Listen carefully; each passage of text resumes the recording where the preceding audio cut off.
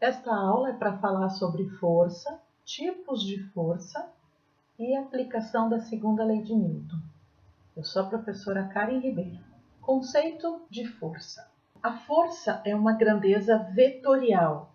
Isso significa que ela tem módulo, direção e sentido. A unidade no sistema internacional é o Newton. Então, a gente usa o N maiúsculo. Mas o que é força? A força pode ser definida como a causa do movimento, podendo ser caracterizada por um empurrão, pode ser um puxão, repulsão, atração, até mesmo o toque. É necessário pelo menos um objeto para que se caracterize a ação de força, podendo ser causada pela ação de um objeto sobre o outro ou sobre uma ação à distância, como por exemplo, de um campo sobre um objeto. Aqui nós vamos estudar apenas a ação de uma força que é causada com o toque. E a ação, então, definida por um objeto sobre outro objeto. Nós vamos chamar também esses objetos de corpos. Os tipos de força. Nós vamos focar aqui no estudo da dinâmica. Força normal.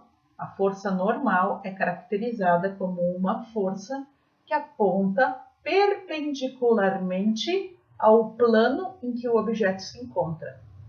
Então, nós temos aqui um corpo. Este corpo está tocando no solo. A força normal é perpendicular ao solo. Nós vamos colocar com frequência a representação do vetor força partindo do centro do corpo.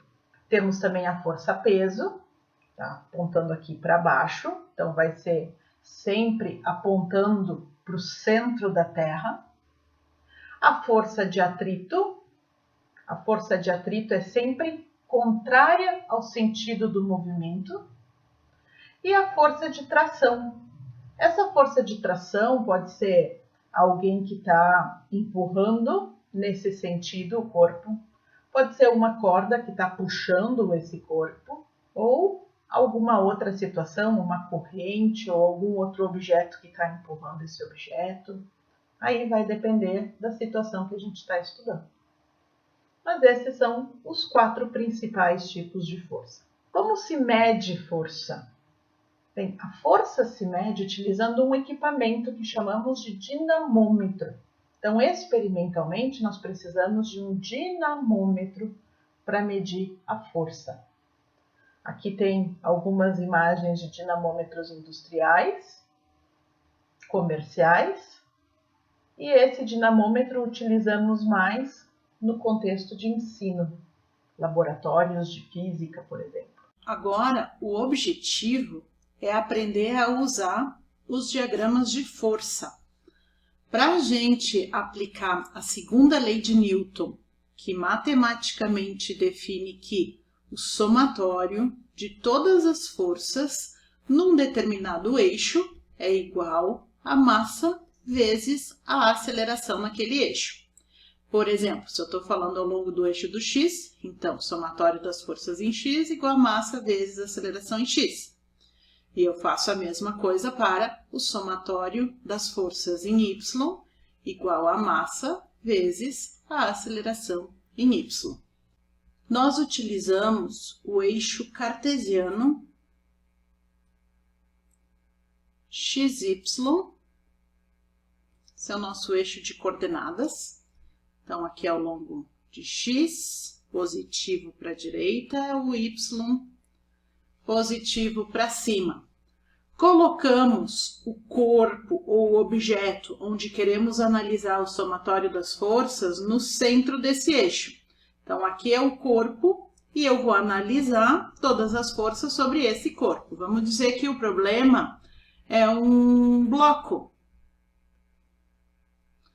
No desenho estaria assim.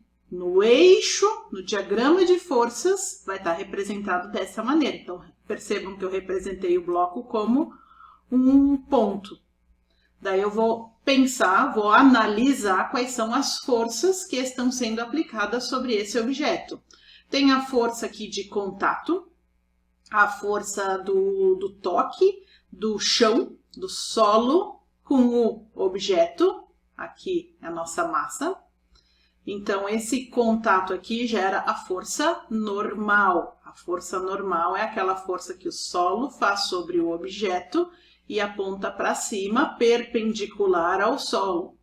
Então, essa é a normal. Aqui eu vou representar, então, a normal no Y. Claro que este é o referencial mais adequado, é o melhor, é onde eu coloco o X no sentido do solo, isso aqui é o eixo X, e o Y é no sentido vertical. Então, esse é o mais comum. Então, a força normal vai apontar para o Y positivo nessa situação. Depois, quais são as outras forças possíveis aqui? Bem, tem uma força a força-peso, né? Claro, todos os objetos que estão no planeta Terra, eles sentem a força-peso. A força-peso sempre aponta para baixo, tá? Ela sempre aponta, bom, para baixo é relativo, né? Ela sempre aponta para o centro da Terra. Então, vocês têm que identificar onde é que está o solo, o centro do planeta Terra, a força-peso aponta para o centro da Terra. Então, aqui nesse meu desenho, nessa minha escolha de referenciais, a força-peso aponta no sentido de Y negativo.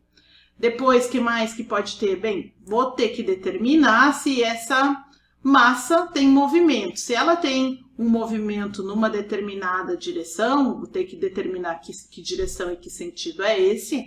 Daí a gente pode ter outras forças atuantes. Se tem movimento, então, por exemplo, tem força de atrito, tem ou não, né? Tudo depende de se eu estou considerando atrito ou não no meu problema.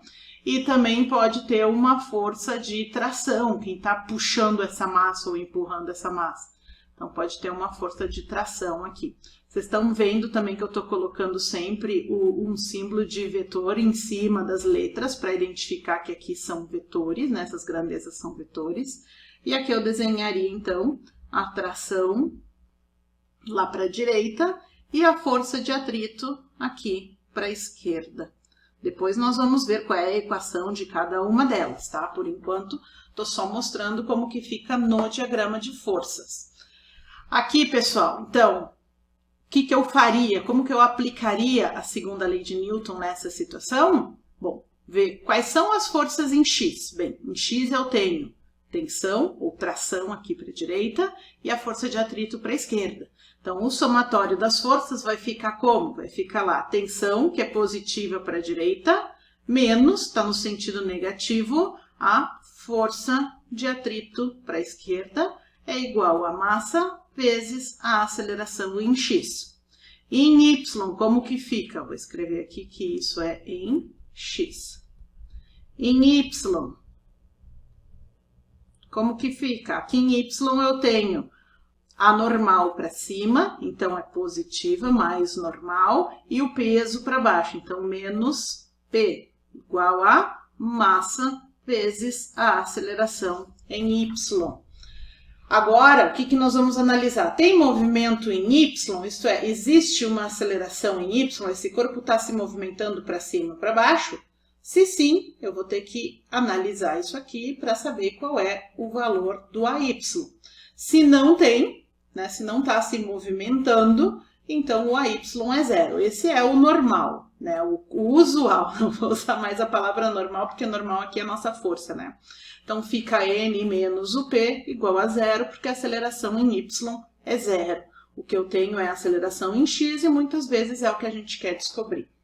Tá? Mas esse vai ser o próximo passo, a gente resolver exercícios dessa forma aqui para descobrir o AX. Nós vamos antes falar então desses tipos de força, dessas equações aqui. Bem, nós falamos ali da força normal, por exemplo. Tem uma equação específica para a força normal? Não, não tem uma equação específica, tá? Nós temos isso aqui, ó, que é a normal.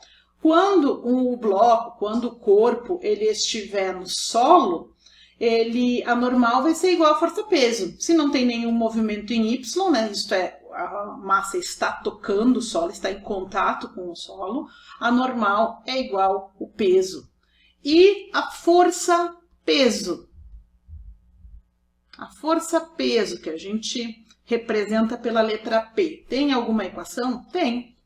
A força-peso é massa vezes gravidade. Massa vezes a aceleração da gravidade. Vocês estão vendo aqui até que parece essa equação aqui, né? Força igual a massa vezes aceleração. A minha força aqui é força-peso. É a força que o planeta faz sobre todos os corpos. Aqui é a massa do corpo e aqui é a aceleração da gravidade. A unidade de força no sistema internacional é sempre Newton, né? Newton, o nome do famoso cientista, do famoso físico, que deu início a todo essa análise de dinâmica que a gente está fazendo aqui, né? Das leis de Newton. Quando se trata de unidade, é usual utilizar em letra minúscula, só para separar o nome próprio do nome da unidade. Mas quando a gente descreve a unidade, neste caso usamos a letra maiúscula. Então, por exemplo, 70 peso é igual a 70 newtons.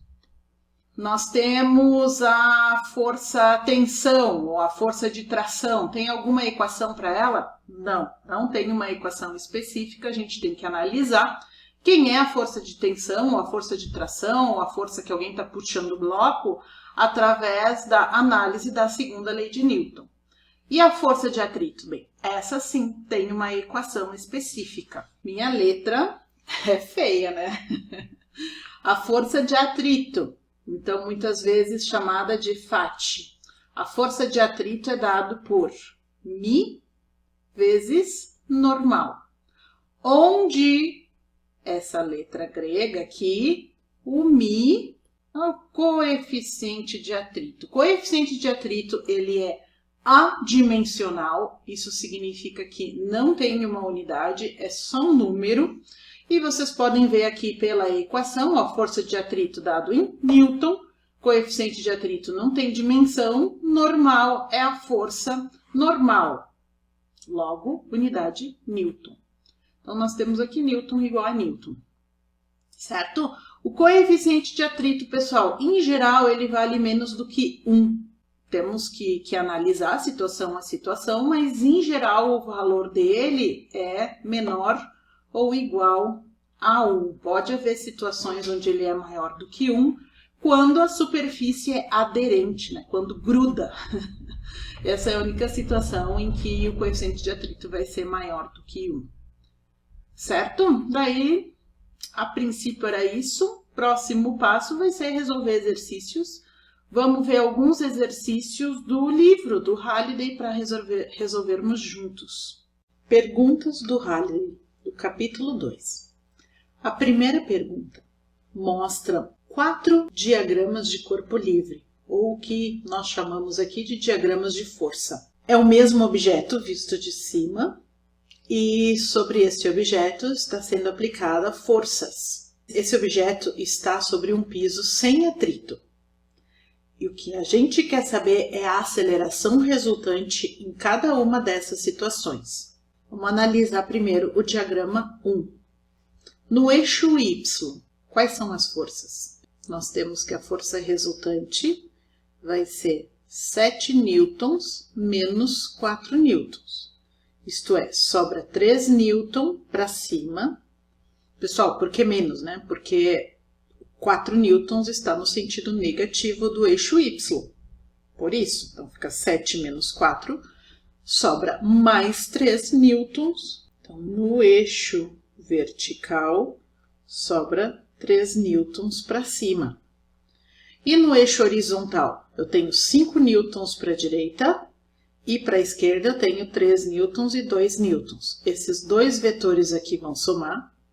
Vai ficar 5 newtons para a esquerda e 5 newtons para a direita. O somatório disso vai dar 5 newtons menos 5 newtons igual a 0. Na situação 1, a força resultante aponta para cima, força Y, logo eu tenho aqui a aceleração em Y, positiva, para cima. Na situação 2, eu tenho 6 newtons para cima, para baixo tenho 4, mais 2. Sempre que apontam no mesmo sentido, a gente soma. Então, esses dois somam, fica 6 newton positivo menos 6 newtons negativo, é 0.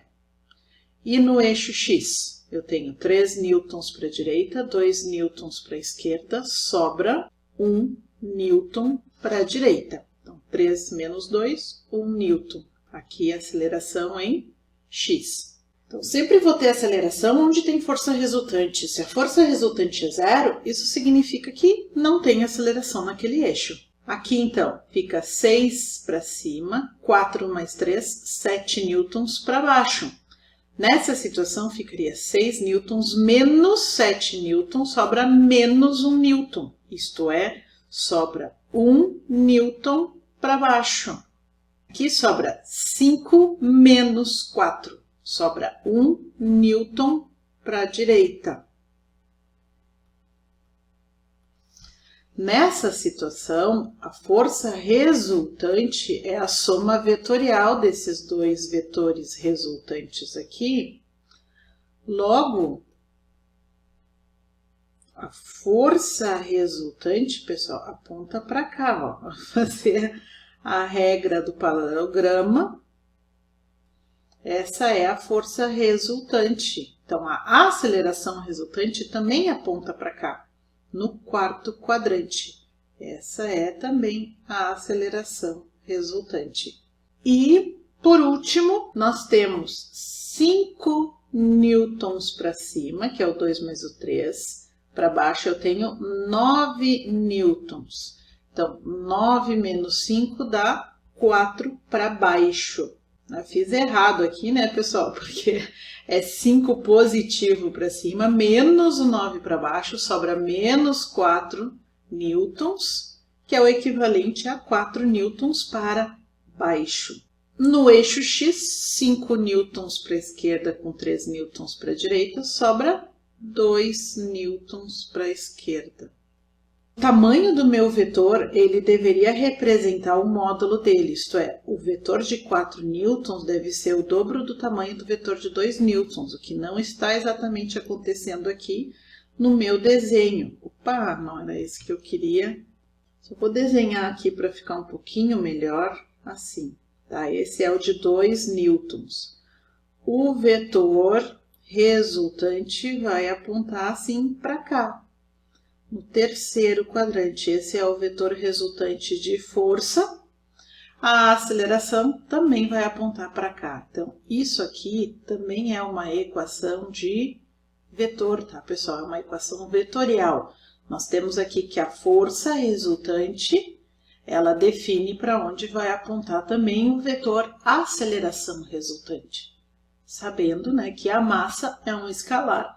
Então, o que a massa faz aqui simplesmente é multiplicar pelo vetor aceleração para resultar no vetor força. Então, eles não são o mesmo vetor, eles têm módulos diferentes, mas eles têm a mesma direção e sentido. Vamos resolver agora o exercício 2. Duas forças horizontais puxam uma banana split no balcão sem atrito de uma lanchonete. Determine, sem usar a calculadora, qual dos vetores do diagrama do corpo livre da figura abaixo representa corretamente a força 1 e a força 2. Vamos primeiro fazer essa parte que podemos fazer daqui mesmo, só olhando. A força 1, 3 newtons em I menos 4 newtons em J. Então, seria 3 newtons em I, 4 newtons em J. Com isso, pessoal, a gente já sabe que está nesse quadrante. Então, ou é o 5 ou é o 6. Mas se tem 3 newtons para a direita e 4 newtons para baixo, necessariamente o ângulo desse vetor ele tem que estar mais para o lado de baixo do que para cima. Se ele fosse igual no eixo X e no eixo Y, aí seria um ângulo de 45 graus, como mostra aqui o 5. Mas o vetor de baixo, que aponta para baixo, ele é maior. Então, isso vai fazer com que o vetor se aproxime um pouquinho dele. O vetor resultante está um pouco mais próximo dele. Logo, é o vetor 6. Isso é o F1. 1. E agora o F2. Menos 1 newton em I, então I aponta para cá, menos 2 newton em J. Então agora aponta para cá, negativo, né? Menos 2 newtons em J. Menos 1 newton e 2 newtons para cá, logo eu já consigo enxergar que vai ser o vetor 7. Agarraram aí a ideia qual é? Menos 1 para cá, menos 2 para cá, o menos 2 é maior, então, com isso, o vetor resultante vai estar mais próximo do menos 2. Maior em módulo, né, pessoal? Falei maior aqui sem explicar o que significa, né? Maior em módulo. Então, pronto, eu já sei que o F1 é o 6 e o F2 é o 7. Agora, o resto do exercício. Qual é a componente da força resultante ao longo de x e ao longo de y? E para que quadrante aponta o vetor da força resultante e da aceleração do sorvete? Para definir isso, nós vamos precisar desenhar essa situação em outro lugar. Então, aqui eu já desenhei o vetor F1. O vetor F1 ele tem 3 newtons e aqui representa a direção x, aqui representa a direção y. E menos 4 newtons J. O F2 ele tem menos 1 e menos 2J. Percebam que eu não desenhei o vetor F1 e F2, o que eu desenhei aqui foram as componentes do vetor F1 e F2. O F1x e o F2x, o F1y e o F2y. Porque definir o vetor resultante disso aqui vai ser exatamente somar ou diminuir as componentes em x. Então, aqui eu tenho 3 newtons menos 1 newton, que vai resultar 2 newton I. E somar ou diminuir as componentes em J. Nesse caso, menos 4 com menos 2 vai dar menos 6 newton J. Então, com isso, né, eu defino as componentes do vetor resultante. Fica fácil de olhar aqui também, que é um exercício similar ao que a gente fez antes. Então, aqui o vetor resultante ele vai ser 2 newtons. Então, aqui era 1, desculpa, o 2 está aqui, 2 newtons. Essa é a componente x do vetor resultante, a componente y do vetor resultante estaria aqui para baixo, né? Eu teria que sair da escala que eu botei aqui antes, que aqui então vai ser o 6 newtons J. Essas são as componentes, o vetor resultante em si, mais ou menos, né, pessoal? Eu desenho aqui a mão livre, não é dos melhores, até que não saiu tão ruim dessa vez. Esse aqui, pessoal, é o vetor resultante do F1 com F2. Está apontando aqui no quarto quadrante, é o vetor em termos dos vetores unitários. Se eu quiser saber o módulo desse vetor, a gente tem que calcular como raiz do primeiro ao quadrado, então 2 ao quadrado, 4, mais o segundo ao quadrado, que é menos 6 ao quadrado, vai dar 36. Isso aqui fica o módulo do vetor resultante, vai ser raiz de 40 newtons. Esse é o módulo desse vetor. E para onde aponta a aceleração? A aceleração aponta na mesma direção e sentido da força. Eu não sei exatamente qual é essa aceleração, eu precisaria da massa para descobrir, mas eu sei que ela aponta na mesma direção e sentido da força. As forças F1 e F2 são aplicadas a uma caixa que desliza com velocidade constante em uma superfície sem atrito. Diminuímos o ângulo θ sem mudar o módulo de F1. Para manter a caixa deslizando com velocidade constante, devemos aumentar, diminuir ou manter inalterado o módulo de F2. Aqui, pessoal, é uma relação do balanço das forças.